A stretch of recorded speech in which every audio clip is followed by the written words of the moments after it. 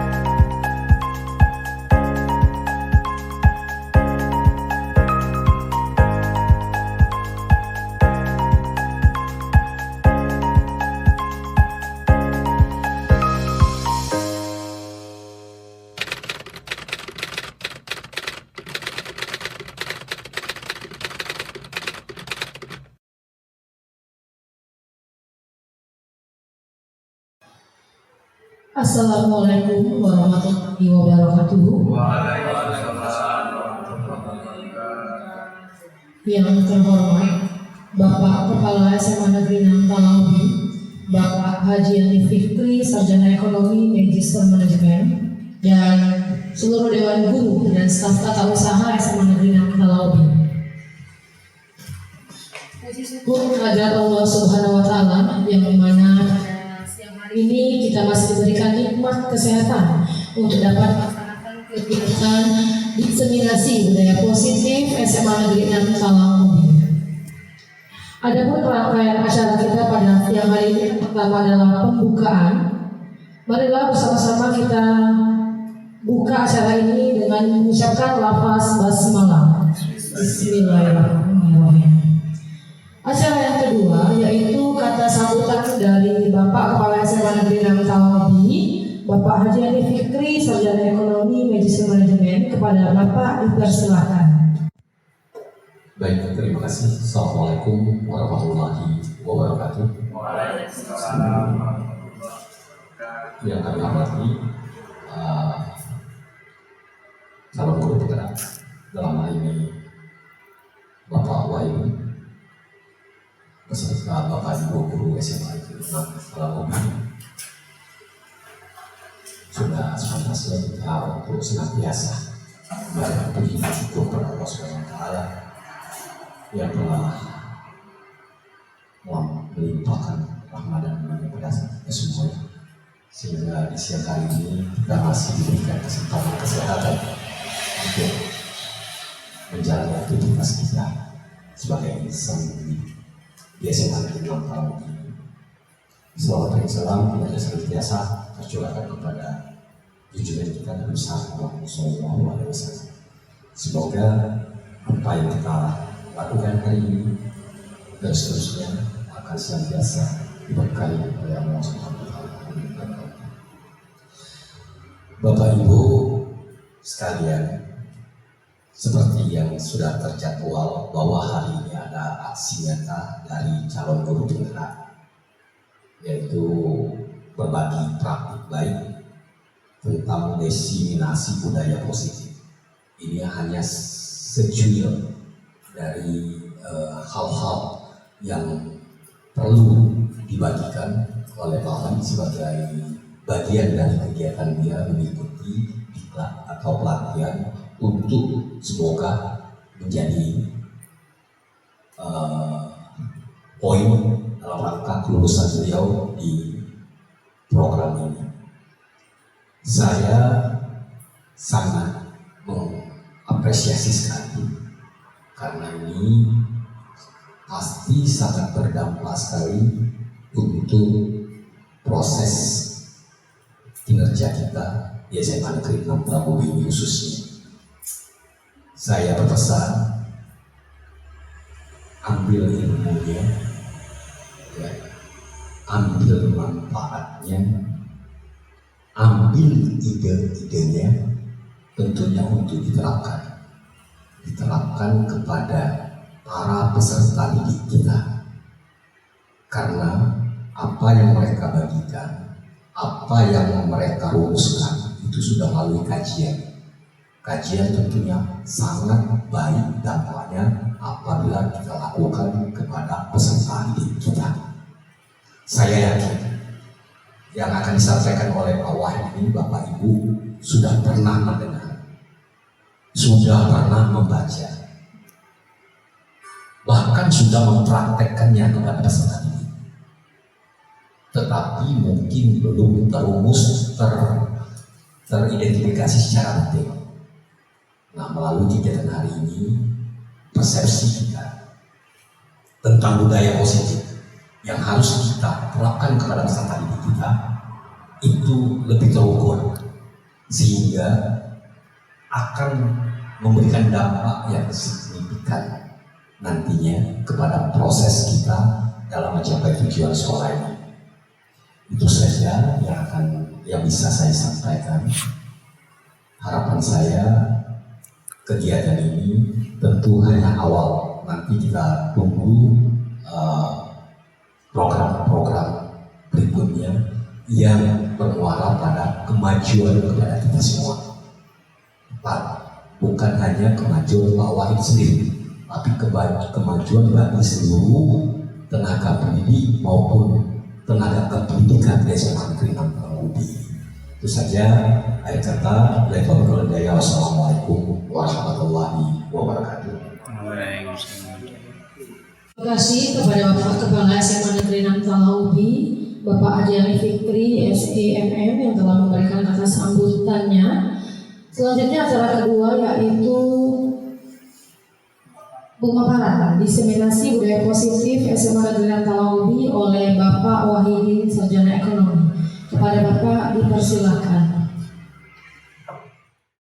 Yang kami hormati Bapak Kepala Sekolah SMA Negeri 6, Bapak Haji Yadi Fikri SEMM, kemudian Bapak Wakil Kepala Sekolah Bidang Kesiswaan dan Kurikulum, Bapak Bodi Sandi dan Bapak Arsaluddin, Bapak Ibu Dewan Guru, staf tata usaha yang berbahagia. Baik, senang rasanya kita hari ini dapat berkumpul. Mudah-mudahan pertemuan kita menjadikan keberkahan sehingga nantinya bisa menjadikan salah satu sarana atau salah satu sebab musabab dimajukan sekolah kita. Amin ya rabbal alamin. Baik, sebelumnya Bapak Ibu, ini merupakan bagian tugas dari calon guru penggerak, yaitu tepatnya di modul 1.4, di mana kami diperintahkan untuk berbagi tentang pengetahuan yang telah kami pelajari, kolaborasi bersama nanti kita. Jadi intinya di sini adalah kita belajar bersama, bukan saya menggurui. Benar kata Bapak kepala sekolah kita tadi, bahwasanya mungkin ini materi pernah kita laksanakan dan kita pernah melaksanakannya. Tetapi mungkin perlu pemahaman atau mungkin kemantapan, penebalan pengetahuan dari diri kita. Baik, yaitu yang mau kita bagian adalah budaya positif yang nantinya bisa kita terapkan di sekolah kita. Sebelum kita mulai, kita ulangi ya, kita akan melakukan eksperimen terlebih dahulu. Ya, jadi saya eksperimennya sederhana saja. Kalau saya bilang tepuk satu, Bapak Ibu tolong tepuk satu. Setuju ya? Baik, yuk tepuk satu. Iya, bagus. Tepuk satu. Ya, kalau saya bilang tepuk dua, Bapak Ibu tepuknya 2 kali, kanan kemudian ke kiri. Oke, 1, 2, 3. Tepuk 2. Tepuk 2. Iya. Sekarang kalau 3 kita tepuknya 3 kali. 1, 2, 3. Kanan kiri ke atas. Ya, Bapak Ibu ya. Oke, tepuk 3. Iya, tepuk 3. Iya, sekali lagi 1. Kemudian tepuk 4 ya. Kalau 4 kanan bawah, kemudian atas kanan kiri. Oke. Tepuk 4. Oke, terima kasih tepuk tangan buat kita semuanya. Selanjutnya Bapak Ibu ya, kita akan membicarakan tentang budaya positif. Silakan di slide tolong Kak Egy ya. Kita awali dengan perubahan paradigma belajar. Kurikulum Merdeka mengajarkan bahwasanya pembelajaran itu harus berdiferensial. Berdiferensial itu kita tidak bisa lagi memandang bahwasanya siswa itu sama kemampuannya, sama kemampuan intelektualnya, sama sikapnya, tidak bisa. Karena siswa memiliki keunikan tersendiri. Makanya pembelajarannya harus berdiferensial. Mungkin dulu kita memandangnya kalau pelajaran angka 5 itu kita mendoktrinnya 1 ditambah 4. Ternyata tidak bisa seperti itu Bapak Ibu sekarang. Angka 5 mungkin anak akan menemukannya dengan cara 2 ditambah 3.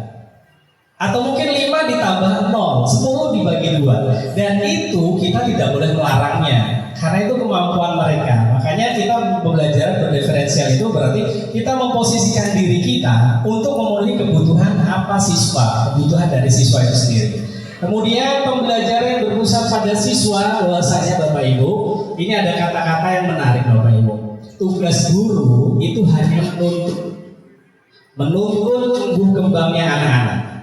Kita tidak bisa mengarahkan anak untuk menjadi apa, tapi tugas kita adalah menuntun. Sama seperti kita petani padi Bapak Ibu. Padi itu kita berikan lahan yang bagus, bibit yang bagus, pupuk yang bagus, pengairan yang cukup, insya Allah dia akan tumbuh bagus. Tetapi kita tidak bisa menentukan arahnya kemana dia akan tumbuhnya, berapa jumlah bibit yang akan dihasilkannya. Tugas kita hanya memfasilitasinya saja. Oke, kemudian ada pembelajaran kontekstual, pembelajaran fleksibel, pengembangan karakter dan keterampilan abad 21 serta penilaian yang secara menyeluruh atau holistik. Next. Nah, sekarang kita masuk ke kata ini, makna kata disiplin. Disiplin sering dikaitkan dengan tata tertib, teratur, kepatuhan, peraturan, bahkan sering dihubungkan dengan hukuman. Anak yang tidak disiplin seringkali kita hukum. Benar Bapak Ibu ya? Oke, next, balik lagi. Nah, sekarang coba, ini agak berpikir sedikit Bapak Ibu ya. Sebagai seorang pendidik, saat Anda perlu hadir di suatu pelatihan, motivasi apa yang mendasari Anda? Mungkin saya bisa bertanya kepada salah satu Bapak Ibu. Tidak apa-apa ini ya, tidak apa-apa. Pak Ferry mungkin motivasinya Pak Ferry? Motivasi saya yaitu yang pertama adalah ingin hadir karena tidak ingin ditegur oleh pihak panitia atau pengawas. Oke, terima kasih. Tepuk tangan buat Pak Ferry-nya. Kemudian Pak Bobi minta maaf pendapatnya, kira-kira motivasinya? Ini motivasi untuk hadir suatu pelatihan, ya. Iya. Bagi saya itu untuk menambah wawasan pengetahuan. Iya, ideal sekali. Mudah-mudahan ya. Sekarang kita minta pendapatnya dari cewek. Baik, terima kasih pada Pak Wahid. Menurut pendapat saya, motivasi apa yang Anda rasakan kalau misalkan seorang pendidik perlu hadir? Saya punya jawaban sendiri, Pak. Boleh. Ya, saya punya jawaban sendiri. Jawaban saya adalah rasa ingin tahu, karena saya ingin menambah wawasan untuk menjadi pembelajar sepanjang hayat dan berusaha untuk bertanggung jawab serta menghargai diri sendiri sebagai contoh warga belajar yang lainnya. Terima kasih. Baik, terima kasih Ibu Ida ya. Baik, kalau itu tadi motivasi Bapak Ibu guru. Ya. Selanjutnya Bapak Ibu ya, sekarang kita mau lihat next selanjutnya, coba slide selanjutnya. Kalau tadi Bapak Ibu guru ya, slide sebelumnya. Nah sekarang ini kita tanyakan motivasi siswa coba. Kira-kira motivasi apa siswa yang sering motivasi siswa ketika dia harus tertib dengan aturan? Kalau yang pertama ini tadi Bapak Ibu, ini adalah motivasi karena takut hukuman. Kemudian yang kedua adalah karena penghargaan motivasinya. Kemudian yang ketiga adalah motivasi intrinsik dari dalam diri. Kira-kira kalau untuk siswa kita, motivasi mana yang paling besar? Hah? Oh iya boleh Bu. Nomor 2, karena ini mendapatkan penghargaan atau imbalan. Iya, mendapatkan penghargaan dan imbalan. Sepakat Bapak Ibu ini ya? Sepakat ya. Jadi memang motivasi anak-anak kita itu seperti itu. Baik Bapak Ibu ya. Jadi ini adalah alasan mengapa anak itu kadang-kadang tidak disiplin, tidak ikut aturan. Karena semua orang itu tidak aturan, anak-anak tidak disiplin itu terkadang mereka itu ingin memenuhi kebutuhannya. Kebutuhan ingin disayangi, kebutuhan ingin diperhatikan. Makanya seperti itu. Makanya mereka mencari hal yang bisa untuk diperhatikan. Misalkan anak-anak ribut itu kadang-kadang kebutuhan akan perhatian yang kurang. Oke, next. Inilah kebutuhan-kebutuhan kita Bapak Ibu. Ya, ada kebutuhan untuk bertahan hidup. Kalau ini sifatnya psikis ya. Kemudian kebutuhan kasih sayang. Kemudian ada kebutuhan penguasaan, kebebasan, serta kebutuhan kesenangan. Apa saja kebutuhan yang seperti itu yang untuk diterima atau kemampuannya. Coba di next lagi slide-nya. Nah, coba sekarang kita analisis ini Bapak Ibu. Kalau misalkan ibu kejar aku karena ibu guru sayang aku. Dari 5 kebutuhan tadi, kira-kira kebutuhan mana yang mau dipenuhi anak itu? Back dulu coba biar untuk mengingatkan. Ada kebutuhan kasih sayang, kita paham yang nomor 2 sampai nomor 5 saja. Kasih sayang, penguasaan, kebebasan, dan kesenangan. Balik lagi, ibu kejar aku karena ibu guru sayang aku. Kebutuhan apa ibu? Kasih sayang. Oke, aku hebat, bisa bikin ibu guru kejar aku. Ujian. Nah, aku hebat, apa? Nah, Penguasaan. balik lagi coba kalau bingung. Apa coba? Apa? Penguasaan, benar ya, penguasaan ya. Oke, sekarang kita minta tolong Pak Bobi ya. Coba Pak Bobi yang nomor 3 coba. Aku bosan belajar mewarnai terus di dalam kelas. Kira-kira kebutuhan apa yang akan dipenuhi Bapak? Balik lagi coba. Kebebasan. Kebebasan. Baik, terima kasih. Ya, kebebasan. Kemudian yang di sini, Dino jangan lari-lari di kelas. Kira-kira apa? Hah? Coba. Balik lagi coba. Ya, Kesenangan. Kesenangan. Baik, terima kasih ya. Next.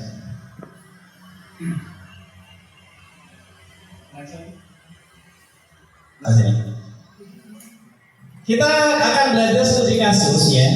Tisa dan Hana dipanggil masuk ke ruang Ibu Dewi, Kepala Sekolah SMA Makmur. Ibu Dewi baru saja mendapatkan pengaduan dari Bunda Tisa bahwa Hana menggunakan kata-kata kasar dan merendah-rendahkan Tisa di sosial media. Sekarang kira-kira Bapak Ibu, kira-kira Bapak Ibu, tindakan apa yang akan Bapak Ibu ambil? Ada mungkin yang ingin menyampaikan?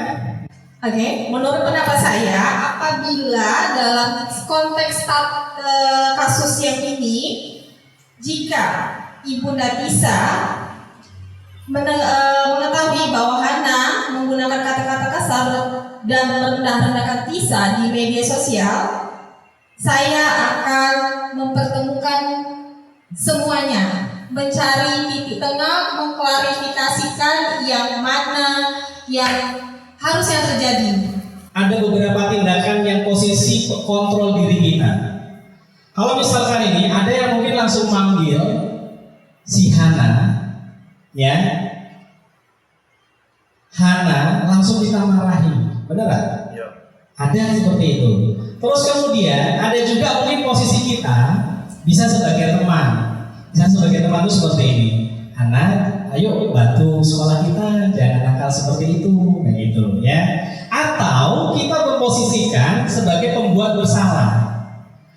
Hana, bapak kecewa, ibu kecewa dengan Hana. Kenapa kamu buat seperti itu? Akhirnya jelekkan nama sekolah. Akhirnya dia merasa bersalah. Oh iya ya, saya sudah menjelekkan nama sekolah. Kemudian menggunakan ada juga kita ya, ada yang ini yang paling ideal bapak ibu sebagai manajer. Kalau sebagai manajer itu tidak marahi dia, tidak membuat dia bersalah, terus kemudian tidak sebagai teman, karena efeknya lain-lain. Coba kita next slide-nya. Iya, ini Bapak Ibu, yang 5 posisi kontrol kita. Kita bisa sebagai penghukum. Ada anak terlambat, saya nggak mau tahu, kamu terlambat, hukum. Biasa kita ya, biasa. Terus kemudian membuat bersalah, yang seperti saya katakan tadi, ya, membuat bersalah. Bahasanya, oh ini nih, kamu terlambat nih ya, kamu terlambat. Bagaimana kalau dia membuat bersalah, ya? Nah, bapak kecewa. Kamu ini biasanya rajin loh. Kenapa hari ini kamu terlambat?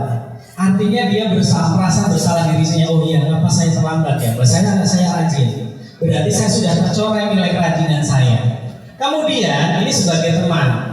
Kalau sebagai teman mungkin ini seperti ini. Ayo nak, bantu ibu ya. Hari ini ibu piket nih. Bisa jangan terlambat. Nanti bapak ibu kan marah sama kepala sekolah. Itu seolah kita merangkul pada teman. Anak tidak marah. Kita mencoba mendekat. Kemudian sebagai pemantau. Nah satu lagi belum saya sebutkan tadi. Kalau sebagai pemantau itu bapak ibu ini berdasarkan data. Misalkan seperti ini. Anak terlambat nih, ya. Anak terlambat, kita lihat. Nah, aturan sekolah apa? Kalau terlambat ini, kita tunjukkan aturannya. Kemudian, anak akan bertindak konsekuensi dari kesalahan aturan itu akan mengerjakan sendiri. Ini agak lebih naik level sedikit. Dan yang terakhir adalah sebagai posisinya sebagai manajer. Kita akan belajar lebih lanjut lagi tentang posisi sebagai manajer ini karena kalau menghukum, coba di next slide-nya. Nah ini hasilnya kemungkinan murid marah dan mendendam. Kemudian next lagi, pembuat merasa bersalah. Murid akan merasa bersalah telah kecewa. Next lagi yang nomor 3 adalah sebagai teman. Murid akan merasa senang dan akrab dengan guru. Benar Bapak Ibu ya? Sebagai teman, ini termasuk dampak yang positif. Hanya saja sisi negatifnya menjadi tergantung pada guru. Kalau tidak ada guru itu, dia nanti minder atau mungkin dia tidak bisa mengeluarkan pendapatnya itu sebagai teman. Dan yang terakhir yang keempat adalah sebagai pemantau. Merasa senang dan akrab dengan guru, dampak positifnya menjadi tergantung pada guru tersebut juga. Ya. Kemudian yang terakhir adalah sebagai manajer. Nah, posisi manajer adalah posisi di mana guru membuat suatu bersama dengan murid. Jadi kalau misalkan manajer itu seperti ini Bapak Ibu, ya misalkan guru salah, murid salah, kemudian dia tegur, nah hari ini kamu salah. Kamu tahu kesalahannya apa? Ya, sudah itu konsekuensinya seperti apa? Nah seperti itu. Ya, posisi manajer maka seorang guru baik tulus, tidak perlu marah, tidak perlu meninggalkan. Oke, kita next sekarang. Nah ini ada 3 konsekuensi yang biasa kita inginkan ya. Ada hukuman, ada konsekuensi, ada restitusi. Nah yang kalau yang hukuman ya itu bersifat tidak terencana. Datang terlambat langsung kita hukum. Konsekuensi sudah terencana, disepakati bersama. Kamu salah, hukumannya seperti ini. Kemudian restitusi ini tidak terdaya, mungkin tidak tahu apa yang akan terjadi ya. Tetapi di sini ada penguatannya kalau restitusi. Oke, kita next lagi. Oke ya. Dan ini konsekuensi, sanksi atau hukuman. Coba sekarang kita pilih ya, konsekuensi, sanksi atau hukuman. Yang pertama Bapak Ibu, lari mengelilingi lapangan basket 2 kali karena terlambat hadir. WK? Coba WK apa? Kalau menurut saya itu hukuman. Hukuman. Ada pendapat lain mungkin? Ya, mungkin Pak Ferry ya. Kalau saya lebih menekankan ke konsekuensi karena sudah tertata atau sudah tersusun gitu. Oh iya, baik. Itu pendapatnya ya. Buatnya konsekuensi Bapak Ibu ya. Karena konsekuensi apa yang dia lakukan, contohnya dia bersihkan. Kemudian diminta untuk push up 15 kali menggunakan masker karena tidak menggunakan masker. Apa ini kira-kira? Hukuman. Mencatat 100 kali dalam buku kalimat saya tidak akan terlambat karena terlambat ke sekolah. Konsekuensinya karena dia tidak mencatat, konsekuensinya ini ya, menggantikan kertas tugas temannya dicoret-coret. Konsekuensi karena dia ada ini kan. Oke, next. Oke. Nah, sekarang bagaimana menerapkannya? Ini yang restitusi Bapak Ibu ya. Jadi tadi kan ada hukuman, sekarang kita ada bagaimana menerapkannya. Next slide-nya coba. Nah, ini segitiga restitusi Bapak Ibu. Ya, di sini ya segitiga restitusi itu ada yang pertama adalah menstabilkan identitas, kemudian yang kedua adalah validasi tindakan yang salah, kemudian menanyakan keyakinan kelas. Coba di next lagi. Nah, ini stabil identitas, kita semua akan melakukan yang sama. Di next lagi coba. Oke, gini Bapak Ibu. Jadi pada saat kita menemui masalah dengan anak-anak, kalau kita menggunakan pendekatan control manager dengan pendekatan segitiga restitusi, Bapak Ibu, ya, itu yang pertama adalah kita stabilkan dulu identitas anak. Kalimat yang diucapkan itu biasanya seperti ini. Stabilkan identitas itu seolah-olah kita membenarkan kesalahan dia, ya. Biasanya kan berbuat salah itu tidak apa-apa, nah. Tidak ada manusia yang sempurna. Jadi mereka seolah-olah kita tinggikan dia.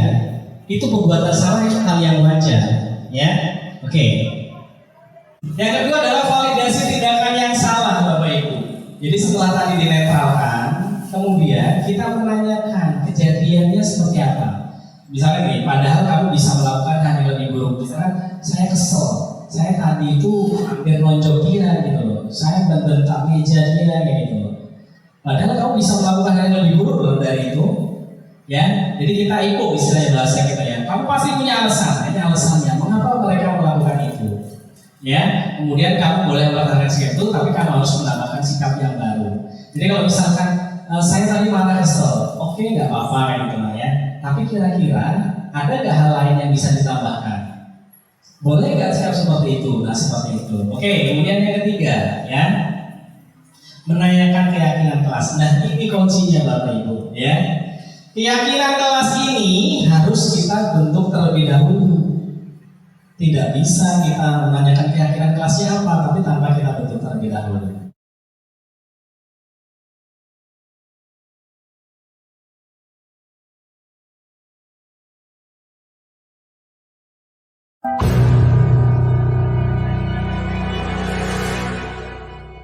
Halo Ika, apa kabar? Baik Pak. Kapan ya terakhir kali kamu menghadap Bapak? Sepertinya sudah lama sekali ya. Tumben hari ini kamu ada di sini. Iya Pak, Ika ada masalah dengan Linda. Loh, kok bisa? Itu kan teman sekelas kamu kan? Ika jengkel lah Pak. Masa Ika dituduh menyontek sama Linda, makanya kami tadi adu mulut. Ika kesel lah dan balik ngatain Linda. Oh begitu. Bapak juga akan marah kalau ada yang menuduh Bapak, padahal Bapak tidak melakukannya. Oh iya, selain adu mulut, apalagi yang Ika lakukan?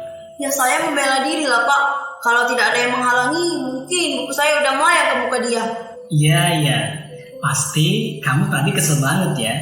Tapi apa yang Ika lakukan tadi pasti ada alasannya. Sampai Ika mau berbuat seperti itu. Iyalah Pak, demi harga diri. Masa saya dituduh nyontek sama dia, padahal nggak ada bukti. Sirik aja dia itu Pak. Oh wajarlah. Buat Ika sangat penting nilai harga diri itu. Untung Ika masih bisa menahan diri, hanya adu mulut saja. Iya Pak, untung saya masih sabar dan hanya adu mulut saja. Padahal udah kesel banget Pak. Tapi saya tetap berbangga karena Ika memilih bersabar dan menahan diri. sehingga tidak berbuat lebih jauh lagi. Benar kan? Iya, Pak. Nah sekarang coba Ika ingat-ingat lagi kejadian tadi. Tindakan Ika yang beradu mulut sampai hampir melempar buku kira-kira sesuai dengan keyakinan dan prinsip hidup kamu atau tidak? Ya enggak lah, Pak. Sebenarnya saya menyayangi dan menghargai orang lain. Tapi karena emosi sesaat, saya melanggar sikap itu. Menurut Ika, apakah Ika yakin sikap itu penting buat Ika? Yakin lah, Pak. Iya, Bapak setuju. Kira-kira kamu mau tidak membuat masalah ini menjadi lebih baik? Ya mau lah, Pak. Baik, jika Ika mau memperbaiki masalah ini, kira-kira Ika mau melakukan apa? Saya akan meminta maaf pada Bu Lara dan memberi dan meminta maaf ke Linda, serta saya akan belajar mengontrol diri saya. Kalau begitu, Bapak akan selalu mendukung usaha Ika untuk memperbaiki masalah ini. Ya, terima kasih untuk bantuannya, Pak. Hari ini kita akan bersama-sama mencoba untuk membuat keyakinan kelas.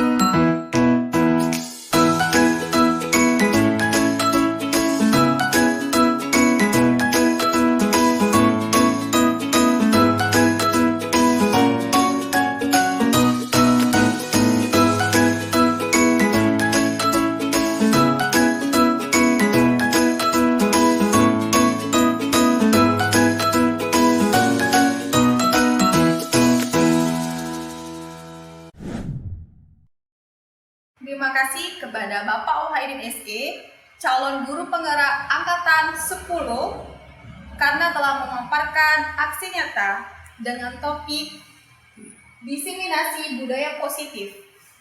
Kami berharap agar dapat diterapkan di SMA Negeri 6 Talubi sebagai SMA yang lebih berbudaya positif. Terima kasih.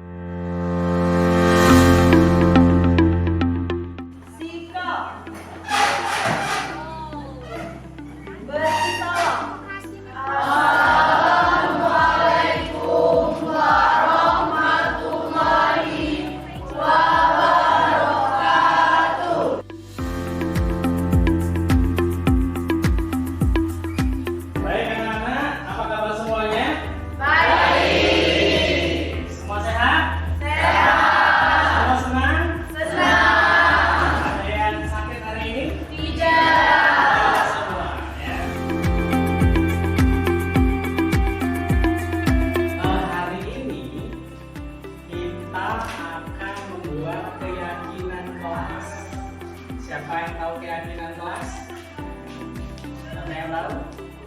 Jadi keyakinan kelas itu nilai kebajikan yang kita sepakati bersama. Contohnya seperti ini nah. Contoh ya. Kalau misalkan kita naik kendaraan bermotor, kemudian pakai helm, alasannya apa pakai helm? Pakai helm apa alasannya? Biar apa? Biar selamat. Artinya ada nilai apa di situ? Keselamatan. Percaya nggak kalian dengan nilai itu? Percaya ya. Jadi kalau misalkan memakai helm, kita biar selamat ya. Jadi kalaupun ada apa-apa nanti insya Allah kepalanya aman, benar kan ya?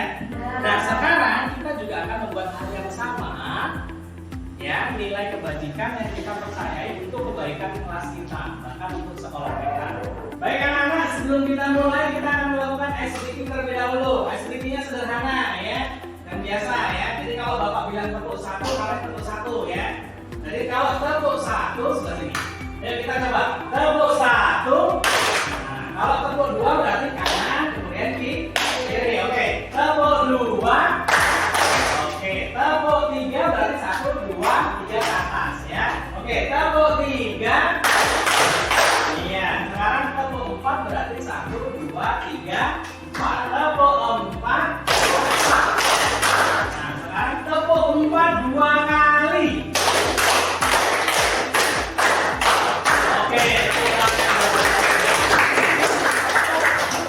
Sebelum kita membuat keyakinan kelas ya, kita akan melihat dulu keinginan kelas ideal kalian itu seperti apa sih ya. Kalian pengennya kelas kita ini supaya bagus itu pengen seperti apa kan ya. Nah jadi sekarang bapak minta, bapak akan bagikan ini ya. Kalian nanti tulis satu kebaikan untuk satu kertas untuk kelas kita. Kalau kalian punya dua kebaikan atau dua nilai yang harus kita taati di sini, berarti minta dua kertas lagi gitu ya. Setuju ya? Setuju. Paham ya? Paham. Sekarang Pak mau bagikan, mulai Bapak bagikan.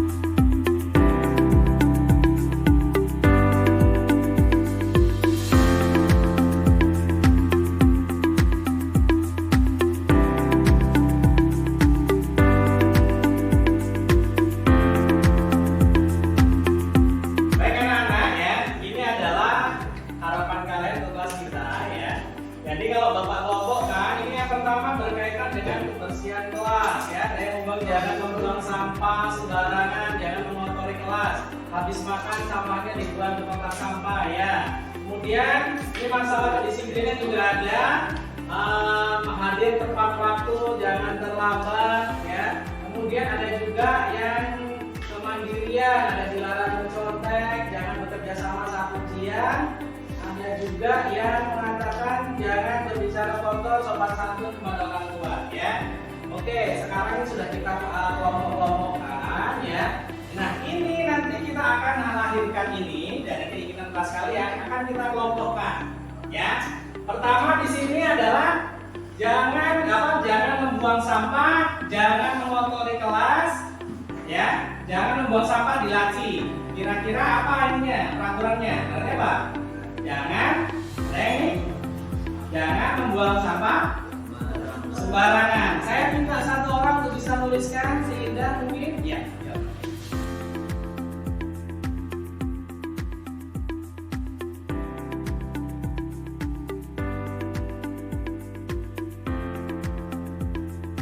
Yang kedua adalah masalah kedisiplinan ya.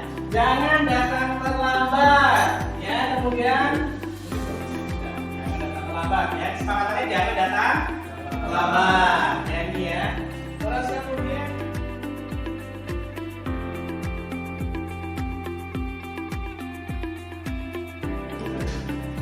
oke coba. Ini kan kita sering misalkan nyeletuk ya. Kemudian ngomongnya tidak sopan. Ngomongnya yang istilah-istilah sekarang. Berarti apa itu? Jangan berbicara kotor di kelas, yuk. Jangan berbicara kotor ya.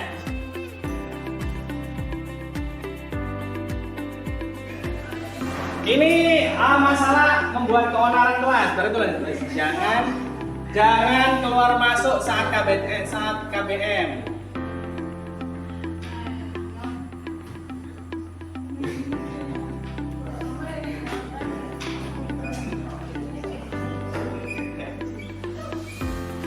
Kemudian yang kelima, dilarang bermain HP.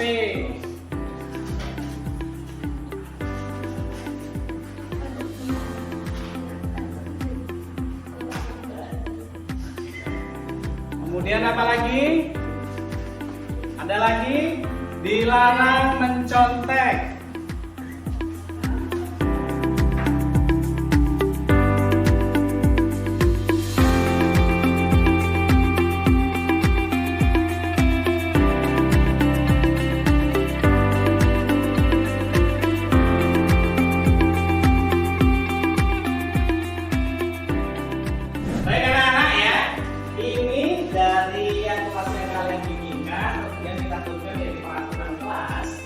Peraturan kelas yang kalian saya rangkum dari pimpinan kelas kalian tadi ya.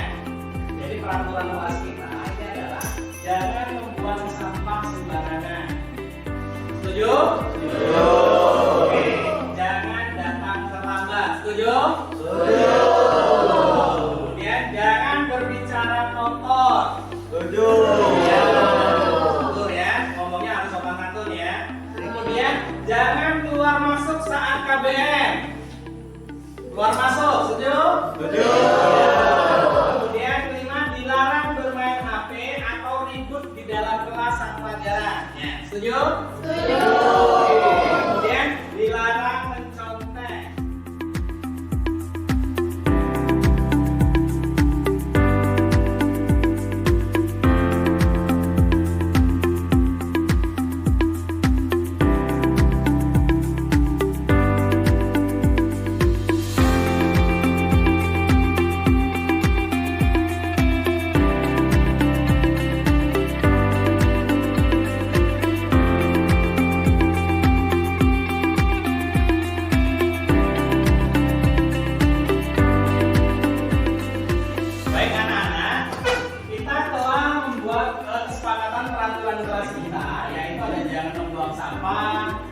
Jangan datang terlambat, jangan berbicara kotor, jangan keluar masuk saat KBM, kemudian dilarang bermain HP dan dilarang mencontek. Ya, ini semuanya kalimat negatif.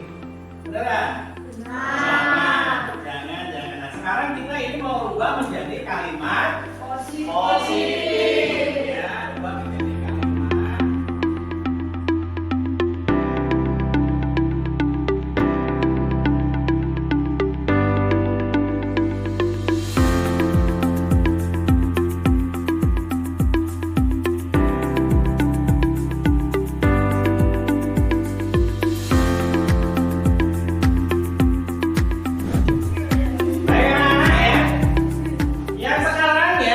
Jangan membuang sampah sembarangan. Kira-kira kalimat positifnya apa? Ayo.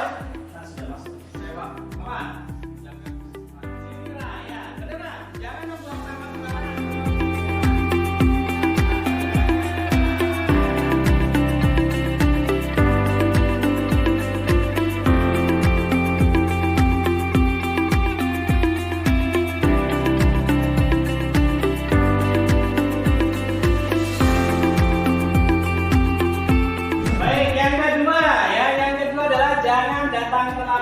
Ayo, apa kalimat positifnya? Siapa? Siapa? Ayo, Intan apa? Datang tepat waktu. Datang tepat waktu.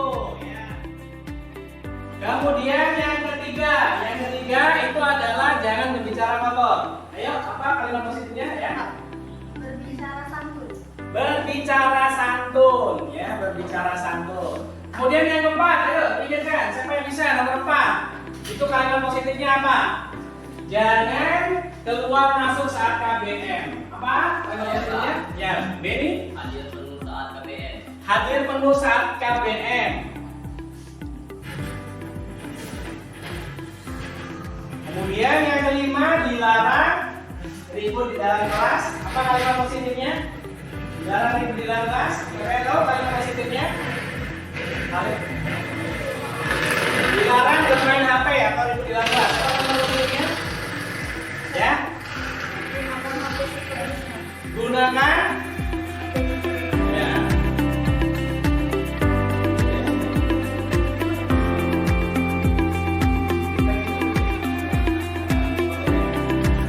Oke. Yang keenam, dilarang mencontek. Apa? Belajar dengan sungguh-sungguh. Ya.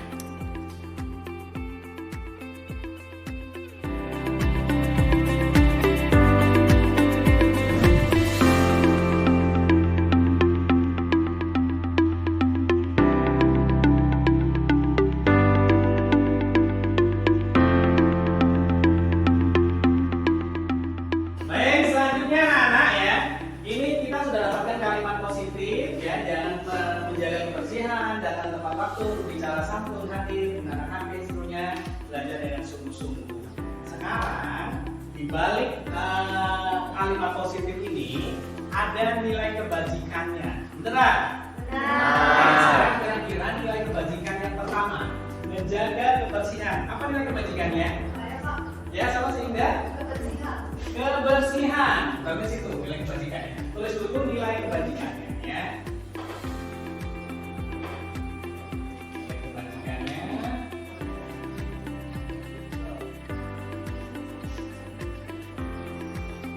Oke, kebersihan. Yang kedua, siapa yang tahu? Saya Pak. Ya. Disiplin. Kebersihan itu kebersihan.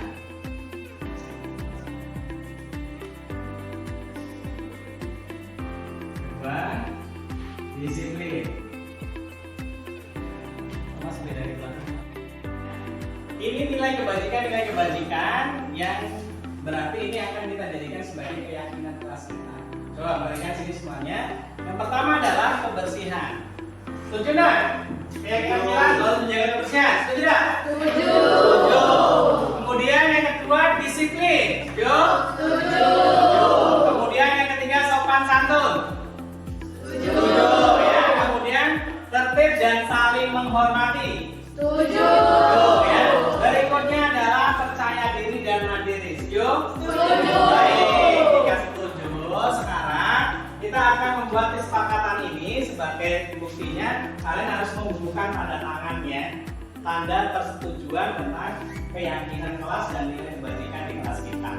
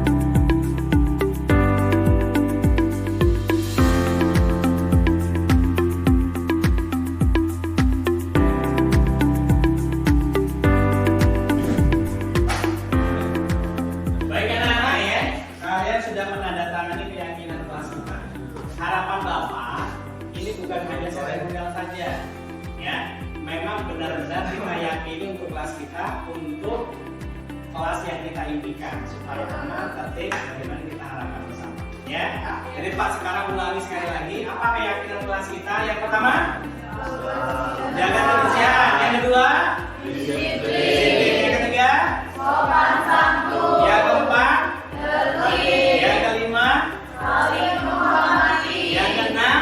Percaya diri dan mandiri. Iya, berarti ada 6 keyakinan kelas kita.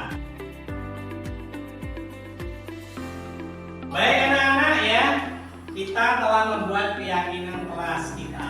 Ya, sekali lagi harapannya bisa kita jalankan bersama-sama sebagai nilai-nilai kebaikan buat kita. Ya, nah hari ini kita cukupkan sekian untuk membuat keyakinan kelas kita. Terima kasih untuk kerjasamanya. Ya, dan Bapak akhiri. Assalamualaikum warahmatullahi wabarakatuh. Waalaikumsalam warahmatullahi wabarakatuh. Sikap.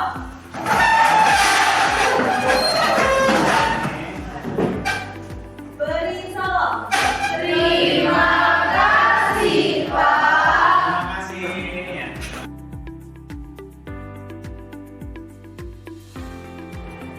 Assalamualaikum warahmatullahi wabarakatuh. Hari ini kami membuat keyakinan kelas. Berbeda dengan peraturan, kami di sini dilibatkan secara bersama-sama, sehingga kami memiliki tanggung jawab untuk melaksanakan keyakinan kelas ini.